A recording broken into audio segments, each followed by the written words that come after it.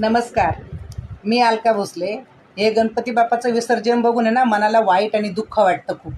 कारण की जेव्हा विसर्जन करता आमच्या गावी असं होतं, एक गाव एक गणपती, जात भेद नाही, मत भेद नाही. पुरा गाव एक गणपती बसला का शाळेमध्ये पुऱ्या गावानं त्याच जागी आरती करायला जायचं. देवी एकच बसणार पुऱ्या गावाची, तिथं सर्वांना आरती करायला जायचं. बुडवायला पुरा गाव एकत्र, जात भेद मत भेद नाही. आता इकडं शहरामध्ये कसं गल्लोगल्लीनं गणपती बाप्पा, गल्लोगल्लीनं देवी बसवतात, ठीक आहे. पण त्यांचं विसर्जन पण तसं करा. गावाला कसं विसर्जन करताना असे पाय देऊन नाही दाबती. इथं मुंबईमध्ये घेऊन जातात आणि गणपती बाप्पा नाही डुबला का वरून पायानं दाबतात. हे विसर्जन होतं का? म्हणे नाही भावन देवा मला पाव. कसं काय देव तुम्हाला पावल? प्रत्येक वर्षी देव बाप्पा येतो.